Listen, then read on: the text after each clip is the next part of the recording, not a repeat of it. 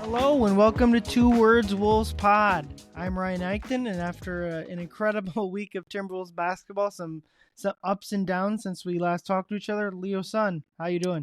Hit the damn music, Ryan. The Wolves are in the playoffs again.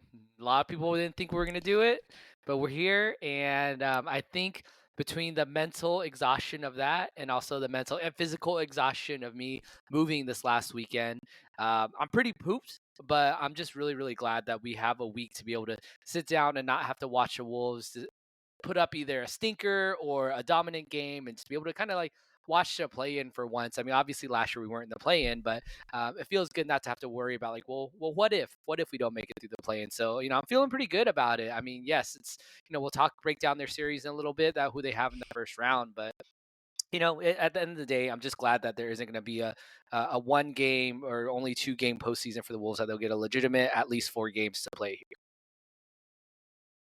Yep.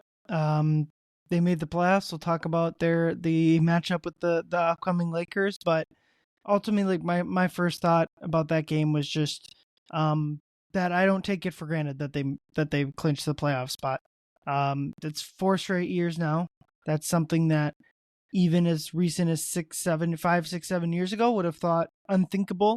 Certainly, kind of before they broke the playoff streak, just making the playoffs once with certainly a flawed team with Jimmy Butler was exciting, and then they kind of went right back into the doldrums with Cat there until they drafted Ant, obviously.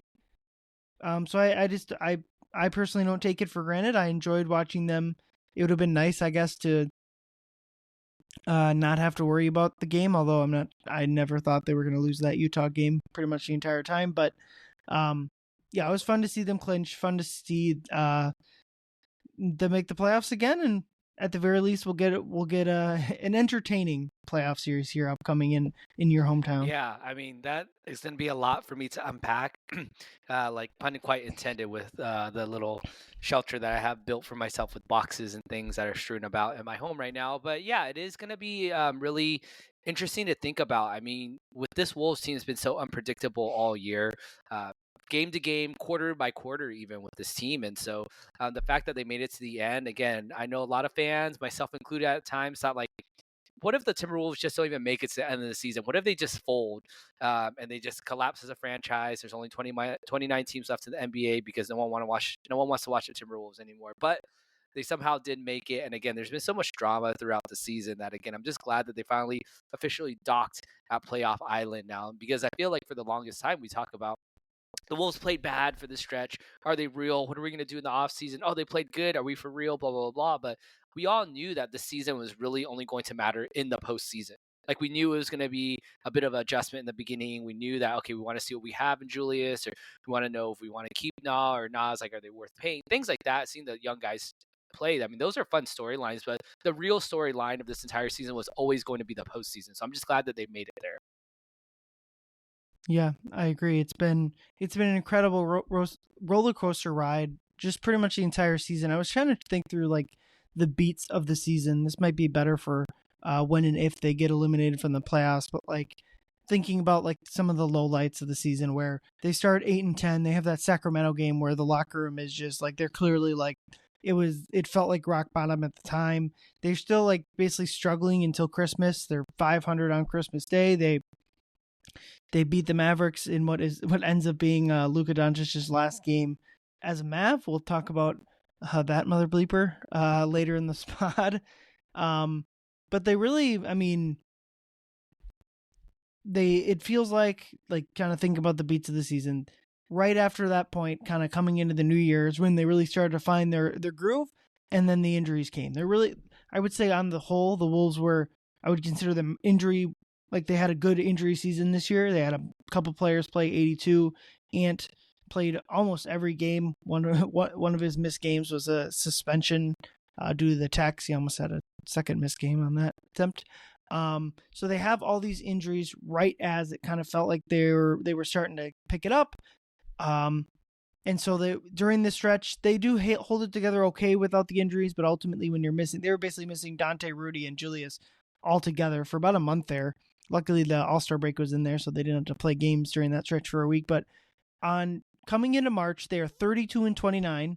Before their game, before the beating the Suns on March 2nd, the Wolves were the 10th seed. And I pulled up a tweet I had earlier. Let me open it now because I thought, just to toot my own horn, because why not? I thought I had a pretty good beat on the situation at the time. So I tweeted this out March 1st. It looks like at night. So Warriors and Mavs lose, helping the Wolves. They're a single game back of 6th. It's funny to hear the Mavs as someone the Wolves are fighting for seeding with, because unfortunately their season kind of, in many ways went off the rails. But a lot of crap has happened. But the Wolves have the easiest schedule left in the West and are getting healthy. They don't have any margin of error left, though. They have to start winning games. And that's exactly what happened. They didn't have much margin of error. If they had lost one more game, they'd be in the play-in against Memphis right now, on the road at Memphis at that. They had to start winning games. They did. They immediately rattled off 8 in a row right after that game. And they got healthy. And my biggest takeaway was, for as much as people talked about like the not being able to, like, I just remember when I tweeted that out, or other similar tweets, people would always bring up, "Oh, the schedule doesn't mean anything. The Wolves can't even beat bad teams." But lo and behold, they had the easiest schedule left in the Western Conference, and they went 17-4. And they needed all 17 of those wins to make the playoffs. And I understand that they had a loss to New Orleans and a loss to Indiana without their guys. So half their losses were against quote unquote bad teams.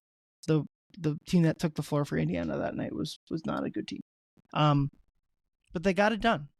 And that's Finch kind of said that, like, he had a good quote that was like, "We didn't fire anyone. We didn't make a huge trade to fix it. We did the work and got it done and fixed our issues." And that's kind of what stood out to me when the buzzer rang and the Wolves had clinched the playoffs again. Yeah, I think it's great to kind of recount that, because I think it was just so exhausting of a season. I think everyone, the team included, is glad that the regular season's over because it's just been this long trudge of, like you said, ups and downs. So, but we're here, like we said, we're here to talk about the playoffs a little bit. On our first segment, or Howl or Foul, we're going to be talking about, obviously, the Wolves win game 82. They clinch a top 6 seed, and they actually are the number 6 seed, and they will be facing the Lakers. Now, they get that 6 seed because they didn't get much help from anyone else. The Warriors ended up losing in overtime, which the Wolves needed, and Denver handily took care of the Rockets. So that lines the Lakers up as the number 3 seed, home court advantage against the Timberwolves. So our first Howl or Foul, Ryan, for you. The Lakers are a disaster matchup for the Wolves. So I'm going to go Howl, but I'm going to kind of flip this question, one that I wrote, on its head, and kind of put it as, this was the disaster outcome for the last game of the season. All the Warriors had to do was win at home. They were favorites to give the Wolves the 5 seed, which would have sent them to Denver, which to me is just, especially once they fired their coach and their general manager, is just such an easier matchup than what they got going with the Lakers. So in that sense, it's a disaster. There's nothing the Wolves could do about it other than win a game earlier in the season. It does stink to think about, especially the Milwaukee game at the beginning of the week, or one of the other half dozen games against good teams, that they just win one more game. They're the 4 seed right now and hosting Denver. Instead, they're going to the Lakers. That's about as bad of a, that swings it from probably the best first round matchup they could have gotten to the worst, at least in terms of avoiding, like, them making the out of the plan. Obviously, OKC would have been the worst outcome there, but yeah, it stinks that this is their matchup. I don't. We'll kind of dig into what I certainly think they have a chance to win this series, and there's a lot of kind of underlying numbers that I'm very interested in with the Lakers, because they're an interesting team, and obviously some of those numbers don't necessarily apply to their whole team because they made a staggering trade midway through the year. But yeah, it is an unfortunate matchup, one that you would have liked to avoid, but unfortunately, I mean, ultimately, like, kind of what I think of, for as much as, like, we talk, like, the Milwaukee game is obviously like an abomination. They're up 24 in the fourth quarter, but I think if you start complaining about that game, don't you also have to remember that they came back from 24 down against Oklahoma City earlier in the year? Or I mean, I guess I'd probably be more frustrated with Obi Toppin at this point. But I mean, there's plenty of Julius Randle hit a crappy buzzer beater earlier in the year against Phoenix. I don't think the Wolves deserved to win that game. So I guess ultimately the Wolves probably have more games. They should have won more games than they did. So it is like they had more. We should have won that. Then wow, we didn't deserve to win that games. But ultimately, there's not much they can do about it now, and they get the Lakers. It's an incredible run of Wolves playing some of the greatest players of all time. So their last 4 playoff series, they've now played Luka Doncic twice, LeBron, Kevin Durant, and Nikola Jokic. Those 4 are it doesn't. Luka's so young; it's impossible to put him in whatever 10, pantheon. But players potentially of all time, if you wrap them all up. Potentially, Luka's not there yet; he just hasn't played enough. But certainly, like that's playing 4 of the top 25 players of all time, in 5 times in 4 playoff series, and like you just think about this Lakers, it's like they've got the best player I've ever seen, maybe the best player ever, and he's not the best player on their team. Like that part of it's scary, but you just hope that the Wolves the Wolves depth can carry them through. Yeah, when we talk about the specific matchup, so for the question of the Lakers being a disaster matchup, I'm going foul, and the reason I say this, and I want to say that I'm not just being optimistic just for the sake of being it. I'll talk about my personal feelings about the Lakers later, but I think again on paper I like their chances because we have, I feel like, more weapons, we have more size, we have more depth than the Lakers. We have more role players that are contributing NBA players that should be starters that more or less have experience playing in the playoffs. We also have again the size. I mean, they're rolling out Rui Hachimura, Jackson Hayes. I mean, that's their main front court lineup they have. Obviously LeBron will slide in every here and there, but I mean, these are, I don't want to say minimum guys, but these are like fringe starters in the NBA, if that. And who's really good? Rui's not. I'll push back on Rui. Rui's gotten better. Jackson Hayes. Yeah, Jackson Rui's Hayes for gotten sure. better, but where would Rui play if he was on the Timberwolves right now? If we added him to the roster, he would. If you swapped him out with one of the if you swapped him with Julius Randle, he wouldn't start, but he'd be one of their bigs off the bench. Would you take Naz Reid over Rui Hachimura?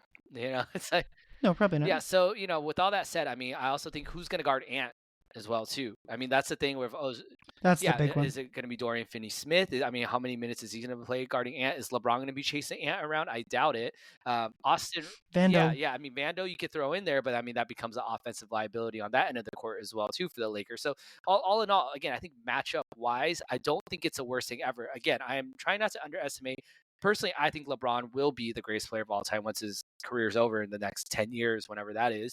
And Luka, we all saw what he did to us last year. But again, I mean, Luka having LeBron, I mean, LeBron will be the best teammate Luka has ever had. But that drop off of the 3rd or 4th or 5th best player, I mean, Austin Reeves is having a hell of a season, but I mean, he has plenty of holes in his game as well too, especially just as a defender. So, that said, I do like our chances. I'll get into again some of their history later on, but there's other things where you can point to, like, would the Nuggets be better? Yeah, on paper, or even you look at the history. Yeah, we have a better chance against the Nuggets. We beat them, so many times in a row. We swept them this year. Clippers are kind of like, yeah, are they really a fully formed team there? But again, I think the Lakers ended up punching above what their record actually, especially what their seed shows that they are. I don't think the Lakers are the 3rd best team in the West, personally. But that said, bring it on. I mean, I think the Timberwolves, especially Anthony Edwards, they love playing against these like primetime matchups. I would worry about them not playing up to speed against like the Clippers or someone they're not taking as seriously versus like, hey, we're playing Luka and LeBron. Like, you think Ant's not going to take any of those games seriously? Now, not that Ant slept on any of his playoff games in his short career so far, but again, I really think the Wolves do like playing in those, like, hey, like, let's prove them wrong. Like, let's prove them wrong with the Suns, right? Got swept by the Suns last year, proved them wrong, beat KD and Devin Booker when no one thought that was to be quite possible. And then against the Nuggets, like, oh man, another team they just gentlemen got swept by the year before, proved everyone, beat them. And it only was against it once they played the Mavericks, where they were kind of the favorite to win, is when they kind of didn't play up to snuff, and maybe they were tired. There's a million things you get into. But again, first round against the Lakers, I mean, everyone's to be talking about it. I low key kind of like that for the Wolves.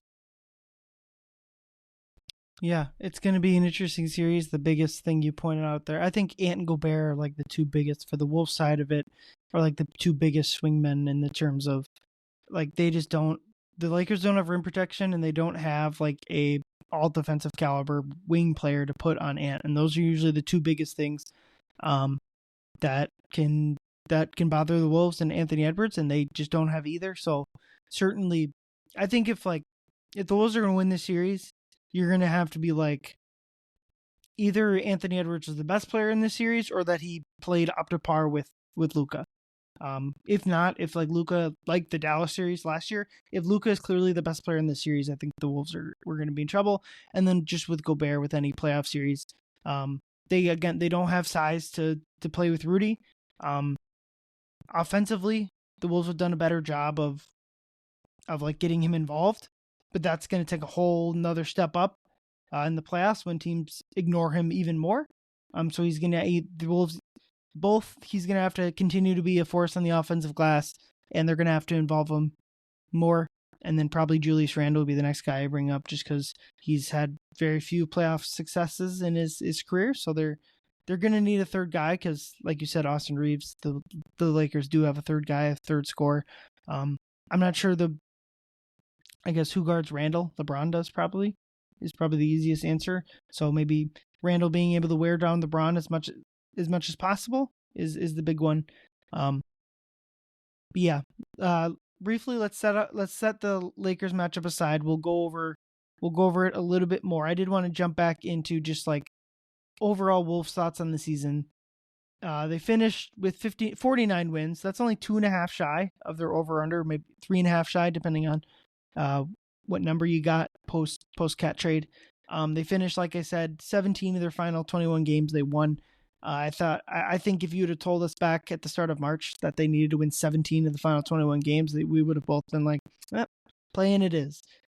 They got it done, and they got it done in the midst of losing 3 games that they absolutely shouldn't have lost, which is incredible. Like, I'm not going to say like, oh, they could have or should have gone 20-1 down the stretch. I think that's obviously hyperbolic, but like, it is interesting that 3 of their 4 losses, were kind of where they were double-digit favorites in the back-to-back losses to Indiana and New Orleans, and they were certainly more than double-digit favorites early in the fourth quarter in Milwaukee. So, but yeah, I've just kind of been thinking about, would you consider this regular season a success, Hal or foul, Leo? I'm saying foul. You said this before, Ryan, on one of our previous episodes, or a couple of them actually, that we have to let go of last year. We can't use that as a measuring stick to be like, hey, well, we fell short of how we did last year. I mean, we have a different personnel than we did last year, so we can't expect them to do the same. And so I think given that and the ups and downs we talked about earlier in the beginning, was that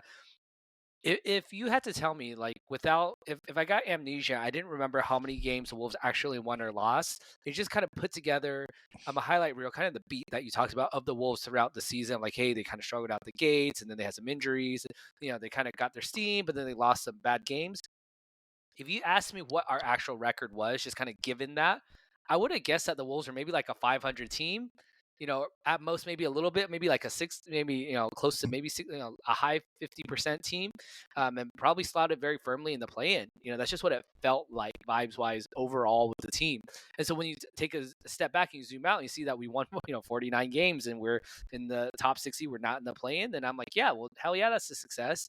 I mentioned earlier in this episode too, we started off where I said that we knew that this year was going to be based on the playoffs, but something else we also knew was that this is going to be a little bit of a transition year. Like, we don't know if Julius Randle is going to be this one-off, like, 10 years in the future when the Wolves are finally winning the playoffs for the 4th time, or winning the championship for the 4th time. And we're like, do you remember when Julius Randle was on the team? It's like, oh yeah, he was on the team one time. It's like, we're going to come back and remember, oh, that was kind of a weird year, huh? Like, we kind of had Julius Randle, Cat. Oh yeah, Cat. That's the year Cat got traded. And, we're going to be like, yeah, that was kind of a weird year. I don't know why people thought we were supposed to win that year, So I think given that it's a transition year, quote unquote, I think it's a success because we'll see what happens obviously in the playoffs, but for the regular season, for them to come out top 6, all that drama aside, I think that's a success. What about you, Ryan? Yeah, I'm gonna go Howl that it was a success. I think we will eventually this offseason have the Cat retrospective pod where we look back at what would this season been if they didn't make that deal. Was it smart? Does it make sense? Blah blah blah blah. but ultimately they did make that trade. So for now, at least for me, at least until the end of the season, I'm going to judge based on like the team they had on the floor and not the expectations we had pre-Cat trade. Again, we'll go over if we think it's smart. Again, it wasn't all about the on the court stuff, the financials, blah blah blah blah. We'll go over that. But I know it's hard to like give up on that. They had such an incredible season last year. They won, what did they, 56, 57 games last year. Now they're down at 49. Just that on its face kind of stinks. But personally, like given the team's clutch time struggles, that I think anyone would admit Cat was not going to come in and help specifically that issue. I just don't think this team has ever been like a championship caliber team. And that would have been true with or without Cat. So given that, the most important thing is to get Anthony Edwards reps on the things that he's not good at. So they've got, holy cow, did they get plenty of clutch time reps this year? And the next one is just more playoff games. And they certainly got, it's not going to be like OKC last year where I would be almost a little frustrated as an OKC fan last year. I didn't think they got a lot of good playoff experience. I know they played 2 rounds, but they played a New Orleans team without Zion, and then they lost. And so they basically got one good round and 2 wins out of like for their young guys. And so that will not be the case with the Wolves. They are going to get a lot of good playoff reps, even if they do lose this first round series. And that's the most important thing to me, because there's going to come a time when all the pieces around Ant coalesce. And you just said it, like they're in a quote unquote down year or rebuilding year, whatever you want to call it. And they still won 49 games. Like that is the sign. When your fan base is frustrated the entire year, or pretty much the entire year, with a 49 win team, that's a sign of a good organization. And their underlying numbers, if you remember our bet, it came a lot closer than I ever thought it would. Wolves finished 8th in defense, 8th in offense, 6th in defense. I should go check Cleaning the Glass and Basketball Reference, who have slightly different numbers. Certainly Cleaning the Glass is probably one to look at because that takes out garbage time. And they finished in 4th in net rating, behind the Cavs, Celtics, and OKC, not in that order. That's impressive. And it's not a perfect number. Like Houston, I think, was 4th before they kind of tanked out the rest of the season. So that's not necessarily the perfect number. But honestly, if you take this team and they play 500 ball in clutch time, they're the 2 seed. And that's not to say I think they deserve the 2 seed, because the clutch time stuff is part of their DNA.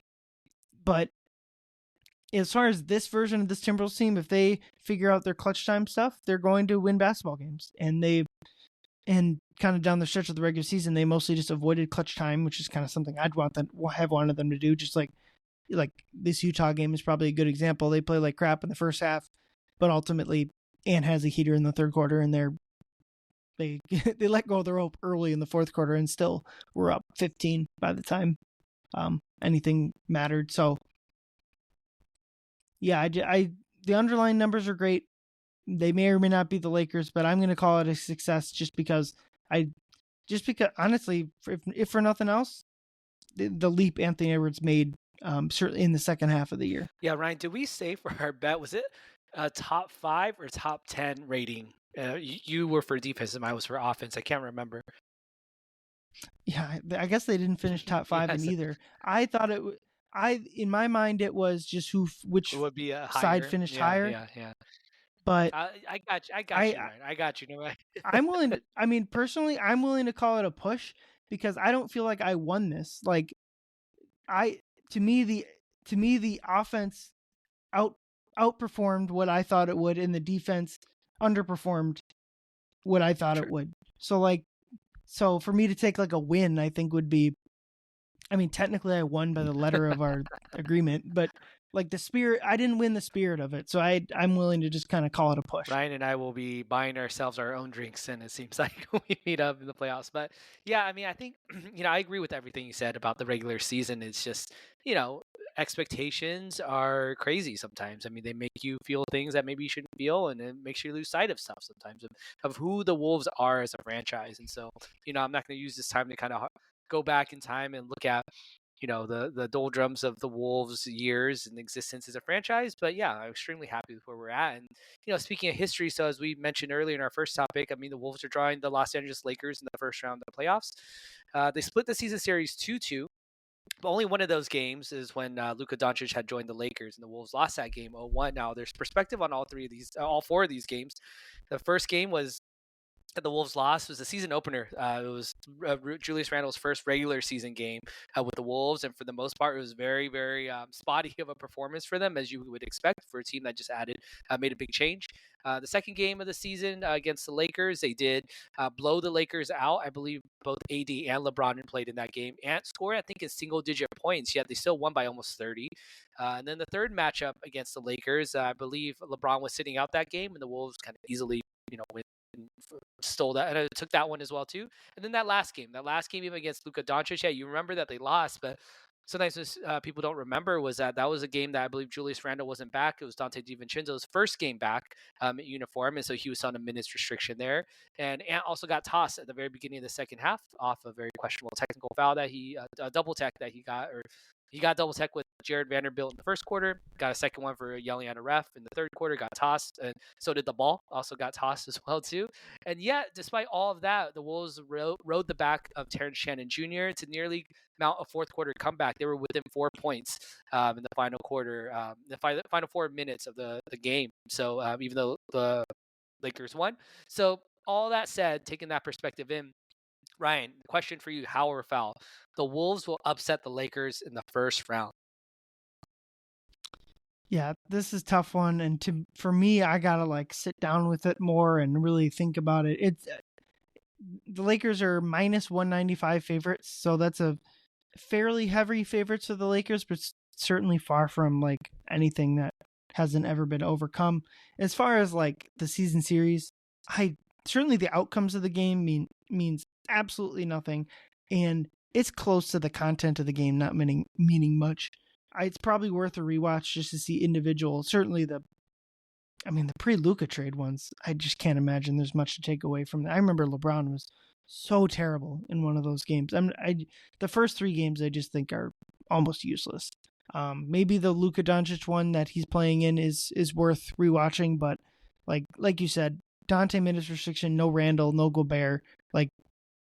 Ant played half the game. I'm not sure how much there is to really break down. But as far as who I think will win, I'm gonna go foul on the Wolves upsetting the Lakers, only in this sense that I just view it as a total toss up. I need to kind of I was focused on the Jazz coming into the day, so I have to get in the mindset of the Lakers, and I thought they were gonna be playing the Nuggets, so I was kind of mentally into that. But right now, since it's a toss up, I'll lean Lakers. They're home court. They're the Vegas betting favorite, so I'll lean there. How about you, Leo? I think you have a point. I mean, the Lakers are 31-10 at home, which is second most in the Western Conference this year behind the Thunder. So they're a really good home team, and like you said, they do have home court advantage. So they do have that going for them. That said, I'm going to go foul on this. Is that I don't think the Wolves will upset the Lakers because, quite honestly, I don't think it's an upset if the Timberwolves win. I don't think the Lakers are the third best team in the West. I don't think the Wolves are the sixth best team in the West as well too. So I expect them to win. So when they do, I don't think that's an upset. So I'm kind of taking a loophole with that one. They do have the experience in LeBron and Luka, like we talked about, but how far will playoff foul baiting get them in the postseason? Now, yeah, the officials are going to be. Yeah, that I feel like I've done a pretty good job of not being an official, and to be honest, I thought they've done a lot better this year than last year. But certainly the officials, I don't even know what to. Talking about the refs, always you come off as a jackass, but it's hard to ignore it with the Lakers, whether that's the officials not doing their job or just because they're good at fouling and good at avoiding fouls. So I don't know. The refs of it all are probably my least favorite aspect of this Yeah, as series. someone that listeners know, Ryan, you know this. I'll call myself a proud Sacramentan. I grew up in a time where Tim Donaghy was deciding the outcome of playoff games for the Lakers over the Kings, and so do the Lakers have a Yeah, I'm little? certainly not alleging anything like that for this Yeah, upcoming I series. should sure hope not. I mean, is Adam Silver gonna unretire Tim Donaghy for this series? Who knows? But I will say that the Lakers, I mean, they have drawn a lot of fouls. I bring this up only because the Lakers outshot the Timberwolves in their game with Luca, the last game of the season, time they faced the season. They outshot the Timberwolves 46-26 in free throws that game, and that's primarily the reason they won the fourth quarter is off free throws. I was at that game in person, so I got to see the crowd kind of look around like, wow, like we're getting a lot of calls here. So I think last year, I don't think I know. Last year, the Lakers were squarely in the middle of the pack in terms of free throws attempted in the postseason. Now, that was a team with AD who led the team in free throws. So you would think that it'll be even better for the Lakers not getting as many free throws. But Luka Doncic is also on the team, and Luka was a player that was top 10 in free throws drawn in the playoffs last year. So again, that will be a narrative. No, whether or not you want to say it's sour grapes for us talking about the refs or that we're just kind of projecting our fears here, but it's for sure going to be a narrative at some point. Now, I think if the Lakers repeatedly get the Wolves into foul trouble, fair or not, I think that's going to be their best win condition. Is that they're getting people into foul trouble, they're slowing the game down, and allowing Luka and LeBron to play in the half court. I think that will be uh, like their key to winning the game. So it kind of outdoes the size. It puts them, having to play defense with their hands behind their back, and we know how that goes when the Wolves do that. So, yeah, I think it is. A lot of things are in the Wolves' favor, and so I do feel good about it. I think that they will upset the Lakers, but again, in my eyes, it's not an upset. Yeah, kind of think about last things about this Laker matchup before we move on to kind of the rest of what we got. How much? I'm just curious. How much are the regular season numbers indicative of what each team is going to be in the playoffs? Because if you just go by net rating or really any advanced numbers that try to project teams, the Wolves are way better than the Lakers. I know like the records are what they are. I mean, the Lakers won one more game than the Wolves. Obviously, they would have, if it was important, they would have tried today against the Blazers. So we can call it 2 games, I guess. Like teams that are separated by 2 games in the standings, where one has a big net rating advantage over the other, generally is like you'd pick the net rating over the couple extra wins. I don't think that fully applies, but I'm just curious if it.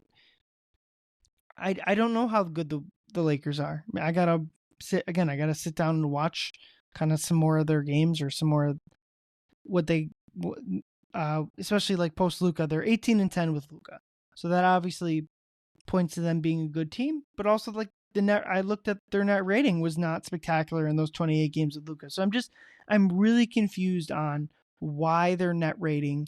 Are they just so much better in clutch time than everyone else? I don't know. Like, why is their net rating so much worse and they're just raw plus minus? Why is it so much worse than everyone else that has a similar number of wins than them? That's what I'm curious about. Yeah, we'll see. I mean, anything can happen in the playoffs. As much as we want to project and predict, I mean, I'm very much a person where I don't believe that, like, oh, you need to always have a hot take. Again, the proof is going to be in the pudding. Anything can happen. Again, who would have thought the Wolves were going to sweep the Suns going into last year's playoff series? Right? I mean, look at all the regular season numbers, and we're like, oh, well, yeah, the Suns should be able to crush the Wolves, and they obviously did not.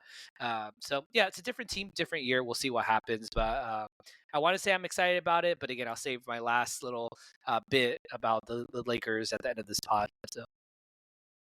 Yep, I agree, and I'm glad for the week off. I think the team is certainly the main group of beat writers that'll be traveling out to visit you in LA are certainly glad for the week off. So yeah, not the matchup I don't think we wanted, but ultimately I do think, like I was thinking about this, if you could swap places with the Warriors and be the 7 seed right now to face Memphis in the play-in, would you do it? My answer is no.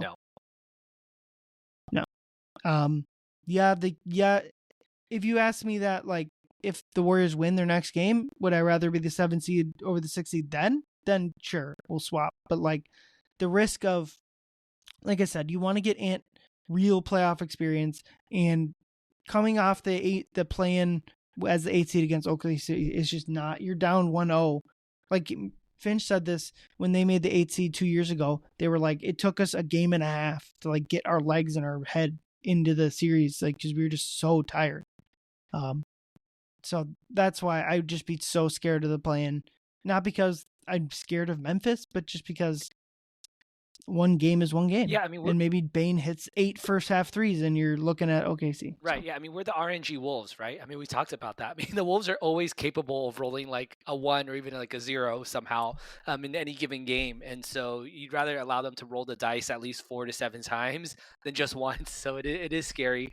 Again, you say worst case worst case scenario, they somehow lose to Desmond Bane going off or John Morant, shooting rocket launchers into the crowd or whatever and somehow stealing that game. Yeah, sure. The Wolves will probably beat the Kings or Mavericks, whoever emerges there. But then now look at who they're facing in the first round, right? So now, again, yeah, you absolutely take the scenario. You take the given games. Yes, it's the Lakers. We didn't hope to have that, but they're not a perfect team by any means. So. Yep. All right, let's move on to our next segment. Apex Alpha, leader of the pack this week. I can start. I'll go with Rudy Gobert. He's just been absolutely dominant the past month. He has. I'm sure there was a game that they would have lost and they'd be in the play-in without him stepping up.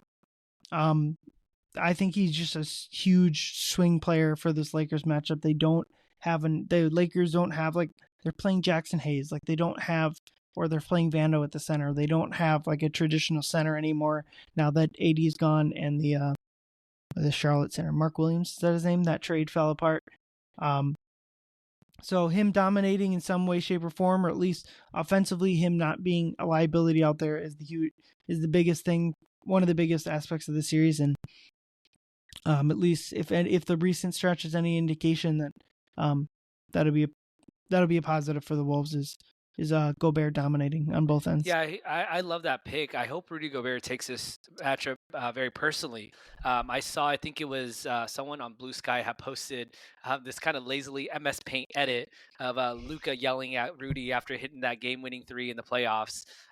Instead of the Mavs jersey, they just kind of colored it in yellow with the purple Lakers on the front instead. That's what we're gonna see this year. I hope Rudy takes that personally. I mean, Luka clearly knows Rudy's weaknesses, and he's going to try to exploit him. He's going to try and get Rudy to switch. He's going to try and make him look bad. And so, Rudy has to adjust. And like you say, he has been dominant. If he continues playing with this energy and the intelligence that he has, I know today he missed a couple bunnies that he usually does, but he is still playing pretty strongly in the short roll right now. I mean, I remember there was one that in the short roll he caught it. Usually he just kind of flings it out over to the strong side to wide open a shooter, but say he kind of faked the pass and got a wide open dunk out of it. So he's reading the floor really well. So I do like that development of Rudy because we're going to need him to contribute on the offensive end of this series. So. Yep. And he's been great in that short roll all year. The Lakers are going to blitz Ant, so Rudy on the short roll is going to be something that has to happen. One thing, thinking about the Lakers and Luka, a gigantic part of that Dallas series, I think people, not even Wolves fans, but like outside people, remember the Luka step back in Game 2 as like that was the whole series. It's like it really wasn't. That was maybe the only time Luka isolated on Gobert and hit a shot over him. At least as far as I can remember. The biggest aspect was Gafford and Lively on lobs behind Rudy or whoever Cat was guarding. In that sense, like that was as big as a reason the Wolves lost that series as much as like Luka carving them up was. And the Lakers don't have that same type of team. So in that sense, I think the Wolves can kind of guard Luka better in this matchup, but he's obviously one of the best players in the world, so he's gonna get his own. Leo, your Apex Alpha for this week. My Apex Alpha is our new 3-point overlord, Anthony Edwards. Anthony Edwards today hit his 320th 3-pointer of the season, putting him just one over his former teammate Malik Beasley for that. And aside from just earning that honor, which is great, he's just been playing really poised and confident. That's something I've really noticed. I mean, obviously that game against the Bucks was kind of a shit show the way it ended, and Ant definitely had a lot of reason for why they lost that game. But he took care of business like he said he was going to. I mean, you could tell that after that game against the Bucks, it didn't seem like it bothered him that much. But I think he knew the assignment from there. He's like, all right, like that's it. We have no more losses to give up, and he's played that way. The way that he's attacked right now, I mean, he's obviously taken his threes and made them, but even today he got going by attacking the rim, and he knew that again. Yes, it's just the Utah Jazz, but you want to applaud that decision making that he's having, that process that he's having of like, okay, well, yeah, I got to play smart. I can't just chuck up threes and get the record. Like, I got to make sure I'm doing this the right way, getting my teammates involved. He's throwing it into Rudy, whether he thinks it's the right play or not. He's doing it because he knows that's what's best for the team. And so I think if Ant continues to play smart basketball, we've kind of seen him starting to do a little bit more of at the latter part of the season. That's going to be great. So yeah, Ant is my candidate for our last regular season Apex Alpha. Yeah, and I do think he kind of dispelled at least some of the the narrative that he plays poorly against bad teams. Against the Wolves are the Wolves are 23.5 point favorite. The last time an NBA team was that favorite was 17 years ago. So this was as quote unquote bad of a team as you'll play, and Ant dropped 43 on him. So I thought that was as encouraging as anything. Yeah. Who is your next segment? We got the Prey of the Week. Who did the Wolves make their prey this week for you? Same vein, Ryan. My Prey of the Week is Malik Beasley, our former Timberwolf who played, I think, 2.5 seasons with the Timberwolves. Malik Beasley came into tonight, I think, trailing by 1 3-pointer against Anthony Edwards. Well, today he came in. He only played 19 minutes in a meaningless game for the Milwaukee Bucks. They had already solidified their standing as a 6 seed, I believe, over there in the 5 seed over there in the East. But anyways, in 19 minutes, Malik launched 11 3-point attempts, which is more than he would launch in a normal game. And he knocked in 7 of them, which was great. I mean, that was a great shoot. 7 to 11 is a really great percentage and all that. But that got him a 6 3-point make lead on Anthony Edwards, but he still ended up losing. Like I mentioned, he lost that battle at the end, even though he played 3 more games than Anthony Edwards, and he really is just a 3-point specialist.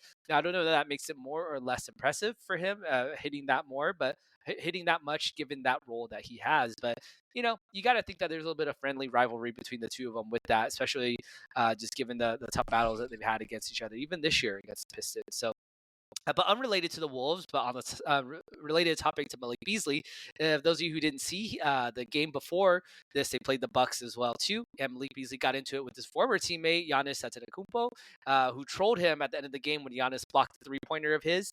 I think the Pistons were still trailing by 5 with just a handful of seconds left in the game. And after he got blocked, Giannis did that little hip swirl celebration in front of Malik Beasley's face, and Malik got pissed, kind of pushed him a little bit, and then Giannis kind of followed him down the other way. Kept, hey, like shake my hand, and Malik started like pushing and getting mad at him. And then he woke up the very next morning.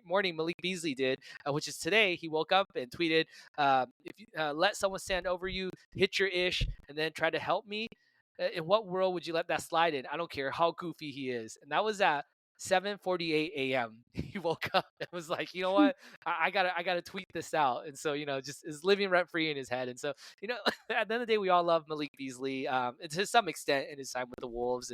And, he's always been kind of a goofy cat himself too. So to kind of see him lose that battle just by 1 3-pointer against Ant at the end of the season, he is pretty friendly about it on Twitter with Ant. Like, he was saying like, oh yeah, congrats to my bro. But it was just kind of funny. Yeah, Ant said in the locker room that he did text Malik about taking that record. But yeah, Malik tweeted something like, "First guy to lead the league in threes coming off the bench," and then people were like, "Oh, life comes at you fast." Who's your prey of the week, Ryan? So I'm gonna go Draymond Green, not because the Wolves did anything to him, but just because dude just bricked a layup with the playoffs on the line and did so in a way that was clearly trying to draw contact. Could have just easily laid the ball in, and maybe they're still playing basketball out there in the Bay. Like, that would have been second overtime.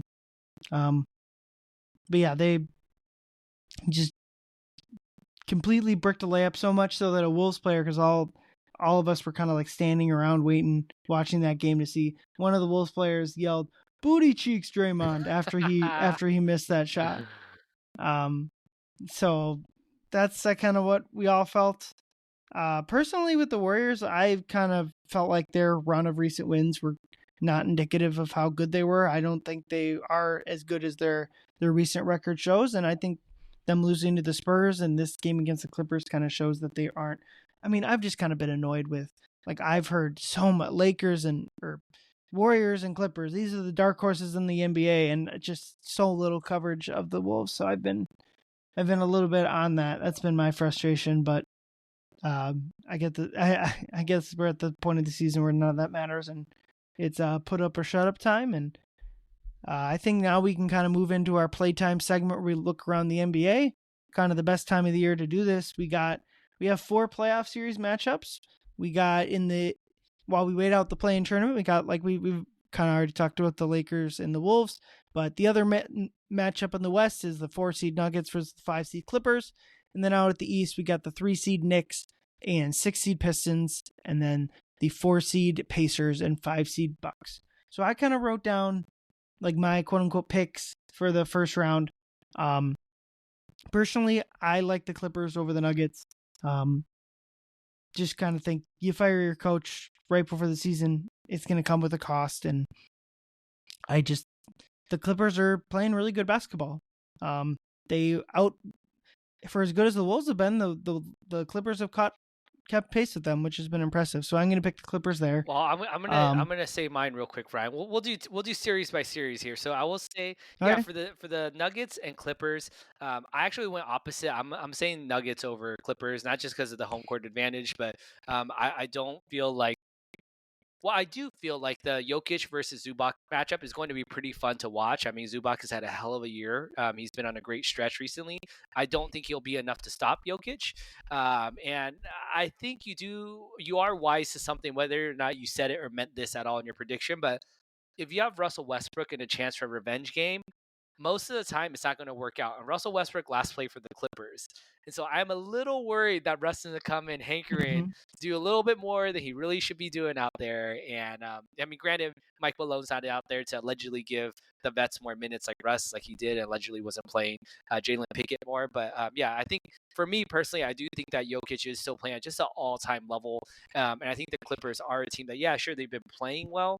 Kawhi is looking, pretty solid right now. James Harden is playing, the best basketball he's played probably since Brooklyn.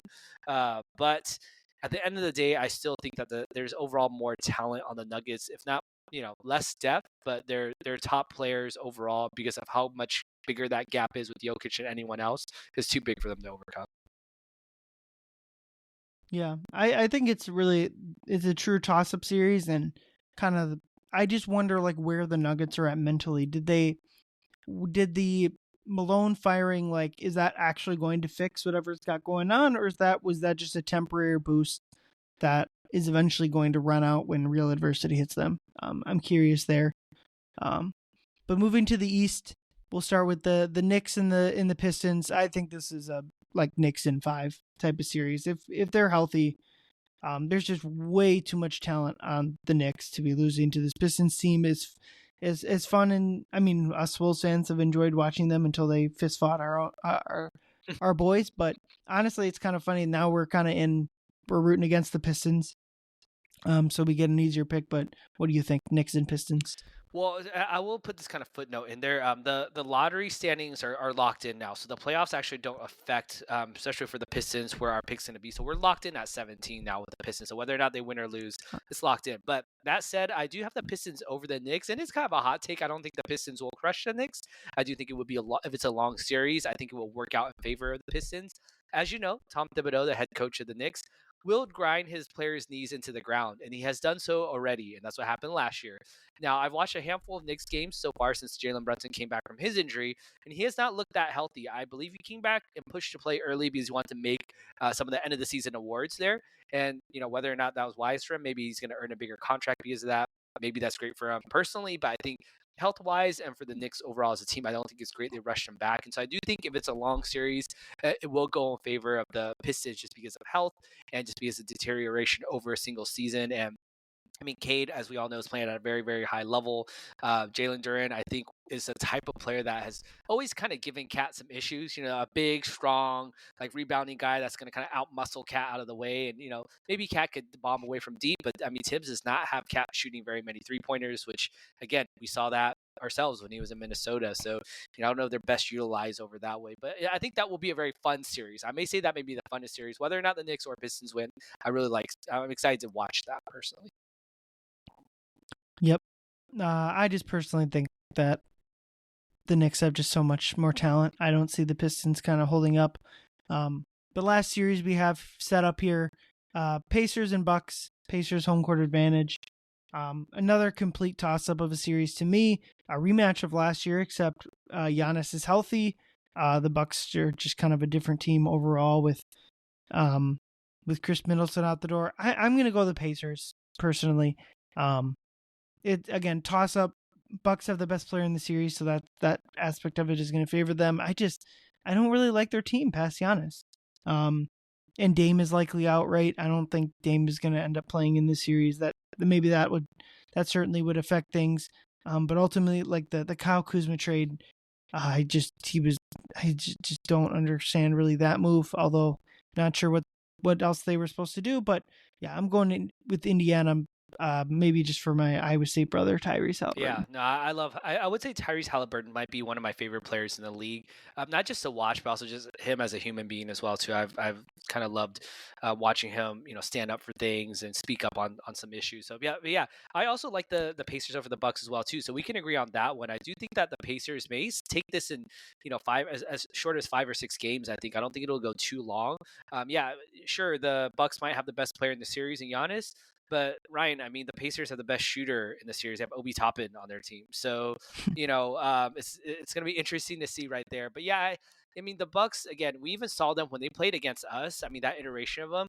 I mean, we had a complete, absolute meltdown in the fourth quarter in order for them to come back and win that game. But we were, for the most part, crushing the Bucks for a lot of it. And so, and the Pacers, I know maybe a little bit of recency bias here, but I mean, they crushed us the last time that they were fully healthy. And again, there's no reason to think that that's not sustainable. They play that style. Their defense has picked up a lot this year. And I just like overall them as a team. They have more of an identity. They play together a little bit more. And I think they're a lot more well coached. When you have Doc Rivers as your head coach, you never really like your chances in the playoffs. So. Yep. All right. Let's kind of wrap up this segment with maybe some of the 1s and 2 seeds. You can stop me if you disagree. I doubt you will.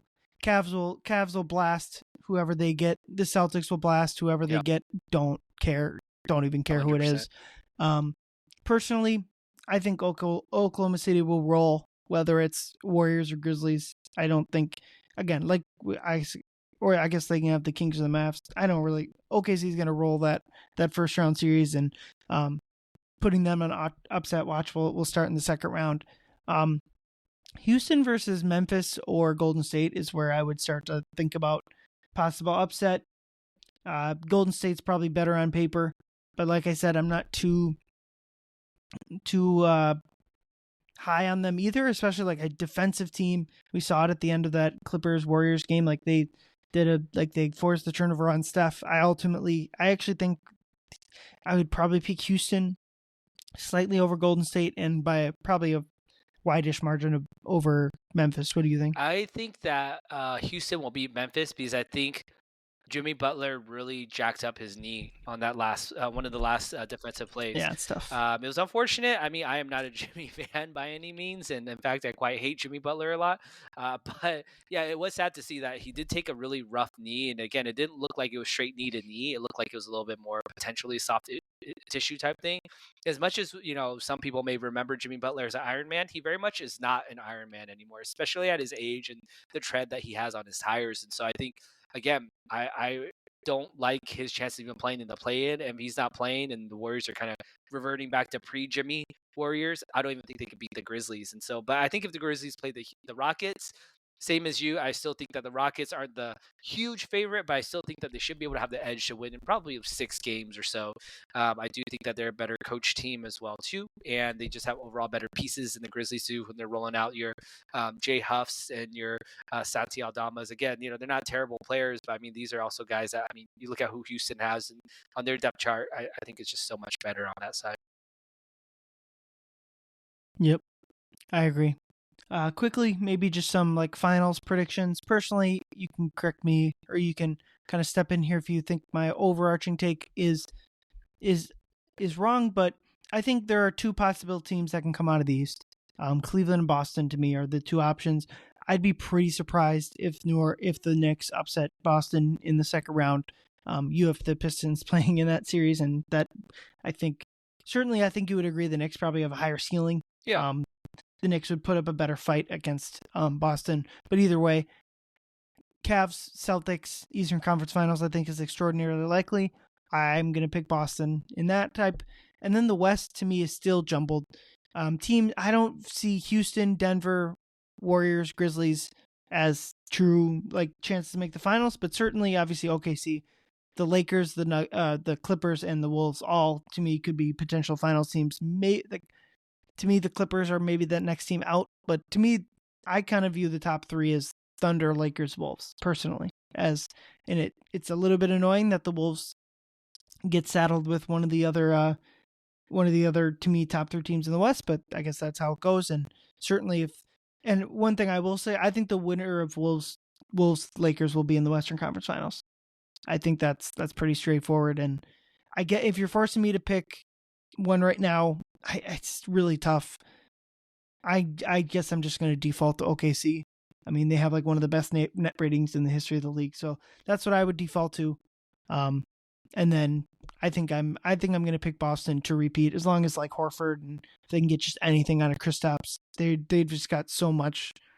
They're an incredible team. So Yeah, what do I'm you very think? similar to you. I do think that the Pacers are the dark horse over there in the East. Again, I'm a little bit biased because I do like a lot of their single players that they have and the way that they do play together as well too. So I think it's possible the Pacers could potentially upset the Cavs just because of the style that they play. But yeah, I don't see them beating the Celtics. I still, again, it's not exciting, but I still think that the Celtics will come out of the East as my prediction on that side. On the other side, yeah, I do think that OKC is going to come out on their side no matter it's the Nuggets or the Clippers, whoever it is. I think OKC is going to run through them pretty easily, and I do agree with you. Whoever wins Lakers, Timberwolves will probably advance to conference finals as well. I do like the Wolves coming out of this. I'm calling my shot that the Wolves are going to win in 5. I think they're going to steal one game in LA. The Wolves have been playing a little bit better at home to finish out the season, so they'll win both at home. All the pressure on the Lakers for a game 5, on a game 4 or 5. I think the Wolves will go ahead and just kind of wrap things up there in a game. Anyways, so I think if it's Wolves Thunder, everyone likes the Thunder. You know what, man, Ryan? I am not one to be optimistic, but I will today because that's what we're allowed to do before the games actually happen. I'm going to say the Wolves win a tight series, and they end up winning in, let's say, 7 games against the Thunder, shock the world. They go into the finals, and they lose to the Celtics. That is where I'm going. That's where the train stops with me, is that they make it to the finals, and they make it further than last year, and they kind of lose their steam in 5 or 6 games against the Celtics there. Yeah, I do think that is a possibility, but I don't think that's like it's certainly not like less than 50% chance they make the finals. Sure, I sure. think That's fair. that's but I think they have a good chance as anyone. I'd probably put the Lakers ahead of them in terms of chance to make the finals. Certainly OKC, but personally for me, I see the Wolves making the finals as more likely than everyone else. Sure. In the West. But then as far as like theoretical Boston matchup, I think like one of the things that made me feel a little bit less worse about the Dallas series last year is when watching those finals, I think Boston would have handled the Wolves pretty easily. I think the Wolves might have been able to put up a little bit better fight than the Dallas ended up doing, but ultimately, I think it was very clear the Celtics were head and shoulders better than everyone else. Sure. Last year, while I don't think it's the same gap, I think they're extremely good, and I personally I just want to see them be tested a little bit more than they were last year. I don't think Jason Tatum really ever had, and he a very good player, probably underrated, just given I kind of think whatever people don't like about him kind of cloud how good he actually is. But I just want, I want him to have like a moment if they're going to do it. Because in the finals, I thought he was not great. And part of that was like, they didn't need him to be great. Like, he was playing the role that they needed him to be, and they won a series easily that they needed to. But I want to see him have, because like, if they win now, Tatum's the best player on 2 title teams. Like, there's a few instances of like marginal players winning as the best player on a title team, like Chauncey Billups, for example. Certainly pre 1980s, that happened all the time. But like, generally, especially if you're winning 2 titles as the best player, you're one of the best 25 players ever. And I just, from what I've seen from Tatum, I don't see him at that level. But ultimately, if they win the title, it's hard to argue with that, because certainly like his regular season numbers, he'll make all NBA first team again. Like, he's done that an incredible amount of times. He's basically done everything but win the MVP in the regular season. So yeah, I'm excited for the playoffs. I do hope Cleveland and Boston face off in the playoffs. I think that'll be exciting. Unfortunately, I don't have much hope for the Knicks, as much as us Cat Bobos would love to see that go down. I do hope they beat Detroit, just because it'd be fun to watch Cat win a playoff series with a different team. But yeah, any other straggling NBA playoff opinions from you? It's going to be fun. I mean, there's a lot of series that, I think that will be exciting to watch. And I'm with you. I want to see the best basketball at the highest level, and whoever's playing it may not always be the ones that we think, though. I think right now there's a clear-cut top 3, and then, for most of the season it has remained that way. But would you have said the Mavs were a top 3 team going to playoffs last year? Maybe not. So we'll see what happens in the playoffs, because it is a different game. And that's kind of what's so fun about it, that the Wolves can say all they want about, oh, we lost the clutch games and this, that, or the other. I mean, it's not going to change now, but it's a chance. I mean, none of that matters anymore now. You have to reset. You have to play your best basketball now, and hopefully the Wolves can continue using their momentum from these last couple weeks and continue to push themselves forward and hopefully upset the Lakers.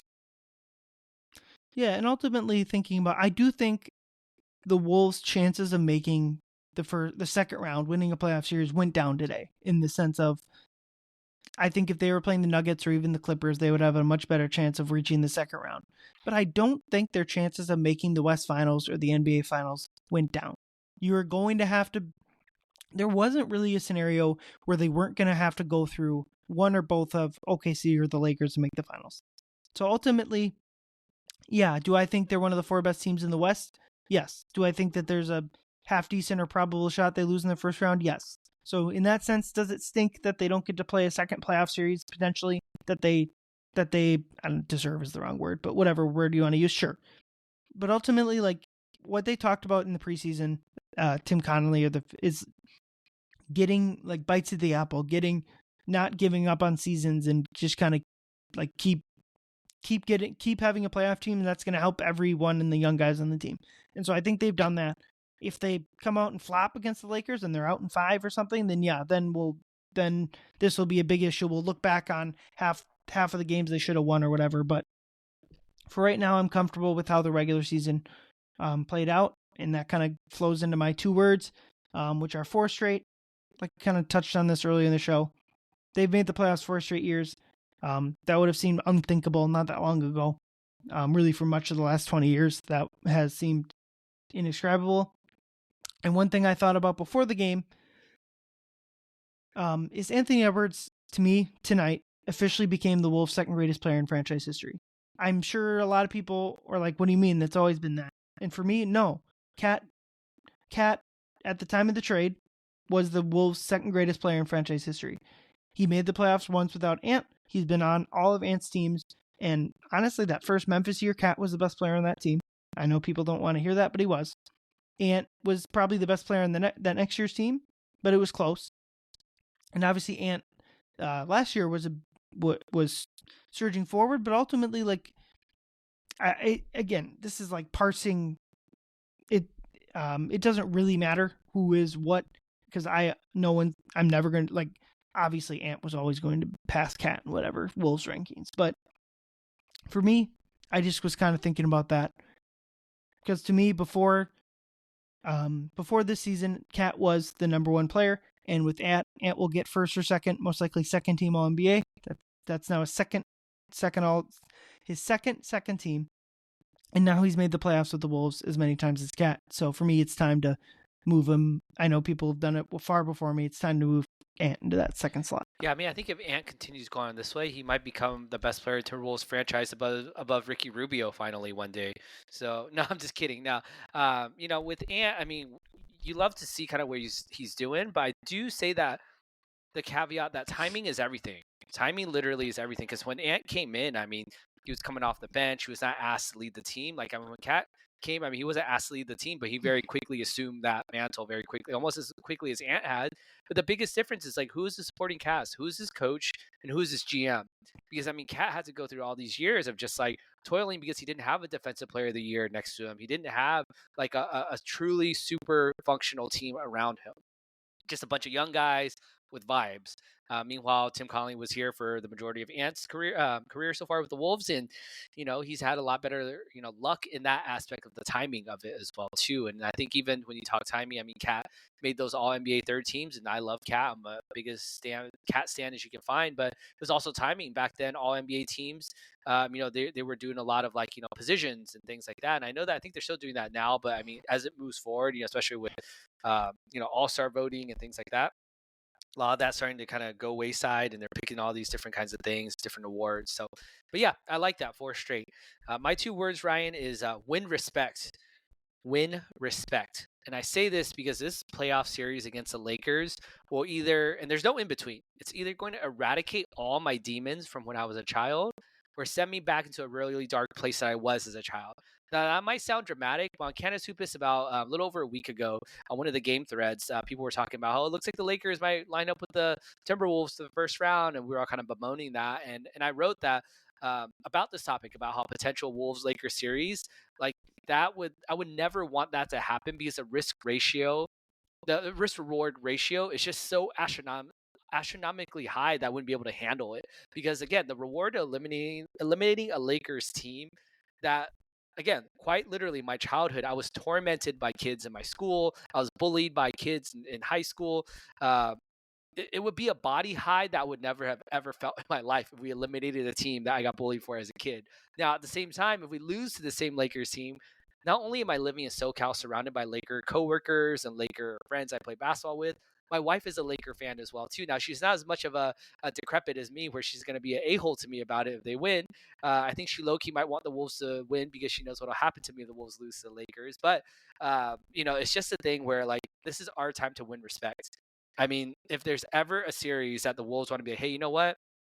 They finally get some real points, is going to be against the Lakers, against a LeBron, against a Luka Doncic as a lower seed. If they win that, like they can't help, because again, you know how much the mainstream media loves talking about the Lakers, how much they love talking about the Celtics. And once we, take the Lakers down, I'm saying once, not if, but once we take them down, when we take them down, is going to be something that is going to change, I think, the fundamental direction and way that people talk about the Timberwolves moving forward.